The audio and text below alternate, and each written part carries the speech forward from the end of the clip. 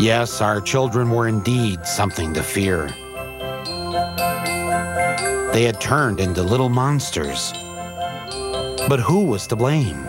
All the experts had an answer. Angry, heavy metal subculture. Where were the parents? Violent movies. South Park. Video games. Television. Entertainment. Satan. Cartoons. Doom. Society. Toy guns. Drugs. Shock rocker.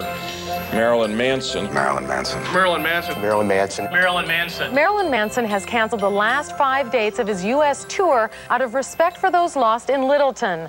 But the singer says artists like himself are not the ones to blame. This is perhaps the sickest group ever promoted by a mainstream record company.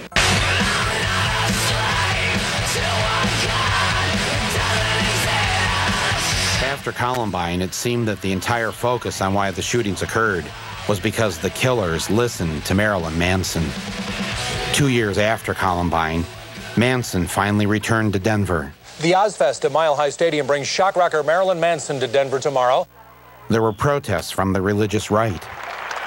But I thought I'd go and talk with him myself. When I was a kid growing up, music was the escape. That's the only thing that had no judgments. You know, you can put on a record and it's not going to yell at you for dressing the way you do. It's going to make you feel better about it.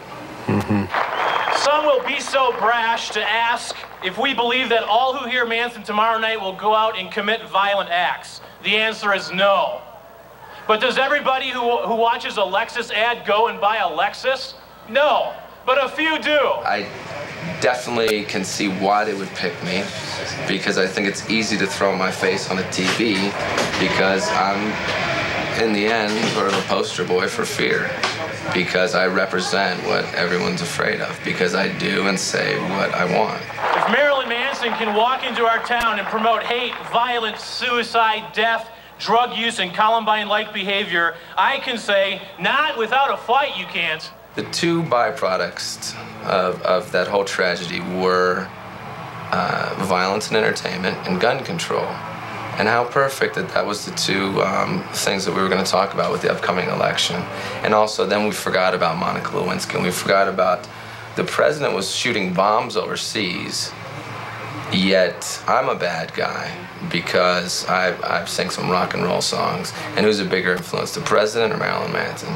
Do you know, I'd like to think me, but I'm going to go with the president. Do you know that the day that Columbine happened, the United States dropped more bombs on Kosovo than any other time during that war? I do know that, and I think that that's really ironic, you know, that nobody said, well, maybe the president had an influence on this violent behavior. No, because that's not the way the media wants to take it and spin and turn it into fear, because then you're watching television, you're watching the news, you're being pumped full of fear. There's floods, there's AIDS, there's murder, cut to commercial.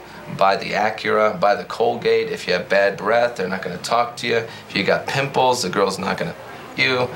And it's just this, it's a campaign of fear and consumption.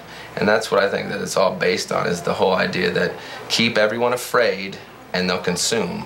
And that's really as simple as it can be boiled down to. Right. If you were to talk directly to the kids at Columbine or the people in that community, what would you say to them if they were here right now?